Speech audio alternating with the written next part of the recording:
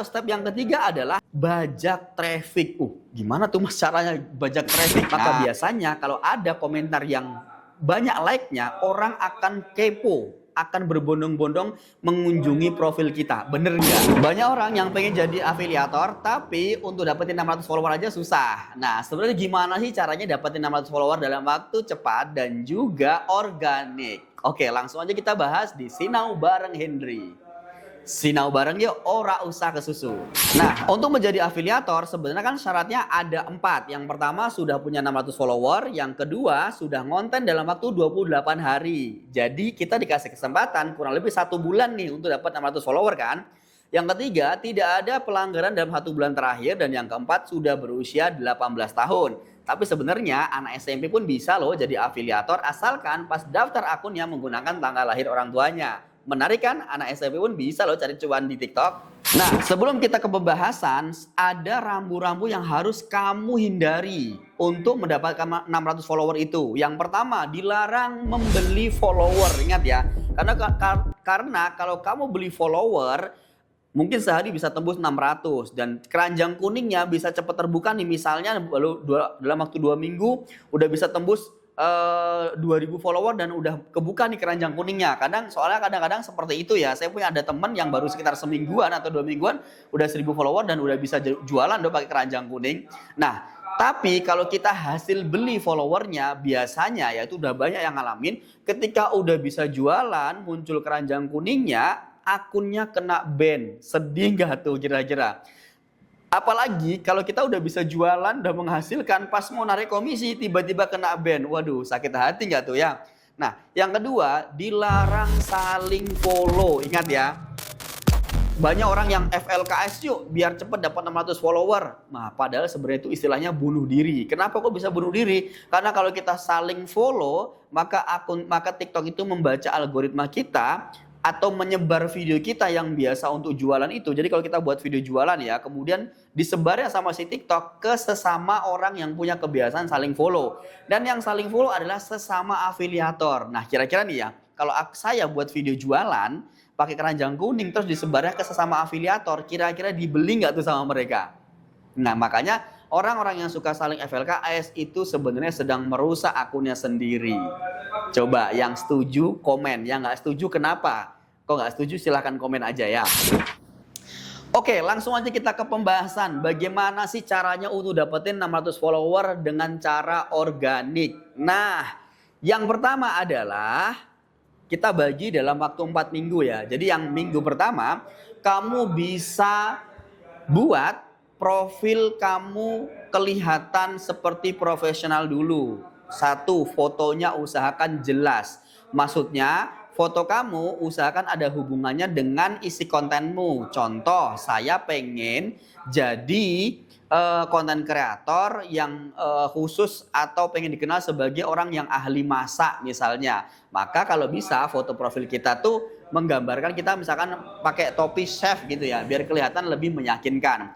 Yang kedua, usahakan konten kamu tuh jangan gado-gado, tapi satu niche supaya orang-orang yang nonton video kamu mereka tertarik dengan niche kamu gitu maksudnya. Jadi jangan gado-gado, karena kalau gado-gado selain konsumen akan bingung, maka algoritma pun akan bingung kurang lebihnya ini konten ini mau disebar kemana nih, ke peminat mana. Ingat ya, algoritma itu istilahnya gini. Contoh ya, saya hari ini nih buka di TikTok, terus saya cari iPhone 16 Pro Max. Maka besoknya yang keluar ke beranda video TikTok kita, FYP kita, itu kan walaupun kita nggak cari lagi, maka iPhone 16 Pro Max akan keluar. Bener nggak? Itu namanya algoritma. Maka tujuan satu ini supaya konten itu tuh terarah dan si TikTok nggak bingung mau diarahkannya kemana nih konten gitu kan, ke peminatnya atau ke peminat yang mana kan gitu. Kurang lebihnya seperti itu.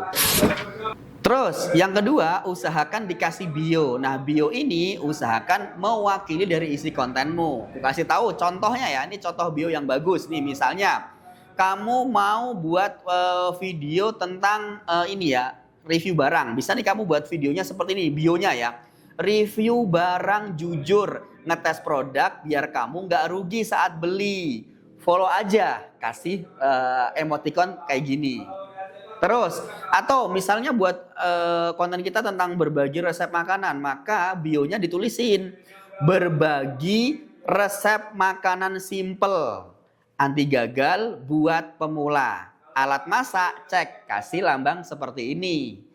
Atau yang ketiga, kita bisa misalkan buat tutorial atau edukasi tentang skincare, maka bionya seperti ini nih. Review skincare jujur, no endorse.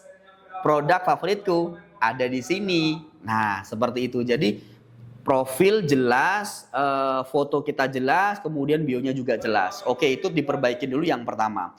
Nah, setelah itu minggu yang kedua atau yang step yang berikutnya adalah usahakan kamu mulai upload nih di minggu kedua videonya per hari 3 video.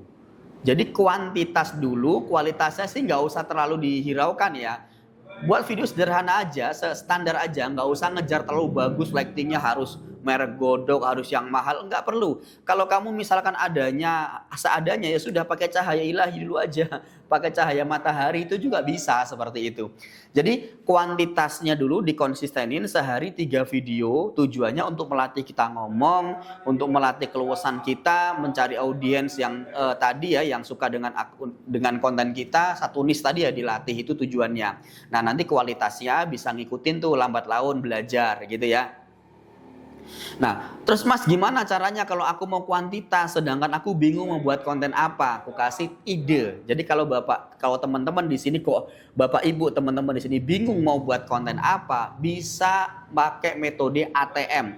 Amati, tiru, modifikasi. Jadi kita tinggal cari aja konten di TikTok yang satu niche dengan konten kita, terus kita tiru aja. Contoh nih, buka akunnya misalkan Chef Renata, dia lagi masak apa, cara masak sambal jengkol yang nggak bau, itu kita tonton videonya, terus kita praktek di rumah, kita edukasi, kita buat konten. Jadi kita seolah-olah itu udah pro, padahal kita nonton videonya Chef Renata, terus kita ini buat video aja. Jadi kita modifikasi. Kalaupun nggak modifikasi ya sudah ATP, amati, tiru, plek, podo, sama. Asalkan bukan videonya Chef Renata yang di-download, kita upload di video kita, nggak boleh. Tapi kita sendiri yang sebagai aktornya. Paham ya? Itu di step yang kedua. Oke. Nah, minggu ketiga atau step yang ketiga adalah bajak traffic. Gimana tuh Mas caranya bajak traffic? Nah, nih saya kasih tips buat yang mau bajak traffic ya secara gratisan ya.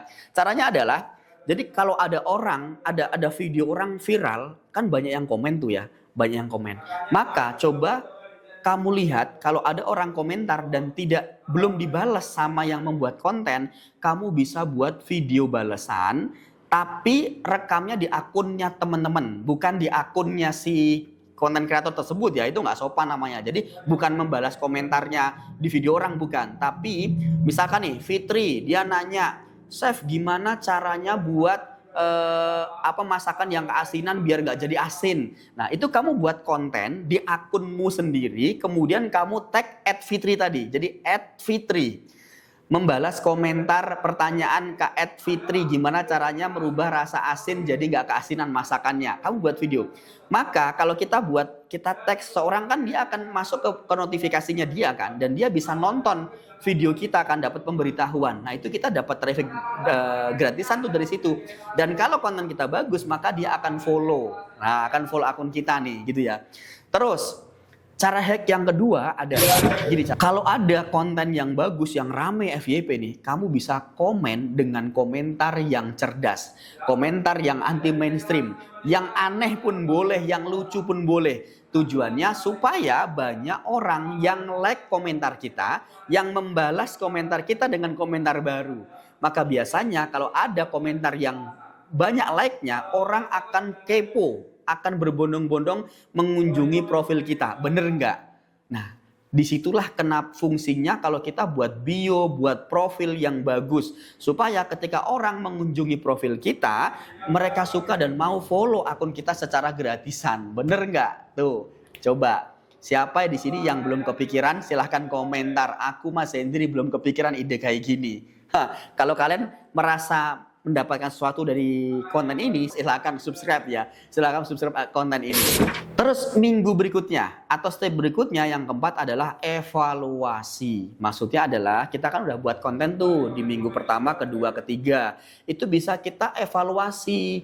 Oh ternyata kontenku yang seperti ini yang banyak orang like, banyak orang follow. Maka silakan teman-teman buat konten yang sejenis seperti itu, tinggal dikembangkan aja. Jadi konten-konten, oh ini ternyata nggak ada yang nonton, ya sudah kalau nggak ada yang nonton, ya itu jangan dibuat video lagi istilahnya. Tapi buatlah video yang banyak orang nonton, itu kita kembangkan gitu. Kurang lebih seperti itu ya. Itu cara-caranya. Dan yang terpenting adalah buat teman-teman yang pengen dapetin follower, ingat ya, jangan baperan. Nah jadi masa-masa cari follower itu memang istilahnya masa-masa berdarah gitu. Tapi kita bisa pakai konsep seperti kita punya kaca spion. Naik motor nih ya, kalau kita pakai kaca spion, kira-kira nih kaca spionnya ditonton terus atau sekali-kali aja? Coba jawab. Kan nggak mungkin istilahnya kita naik motor nih, kita nonton kaca spion terus. Nabrak nggak tuh kira-kira?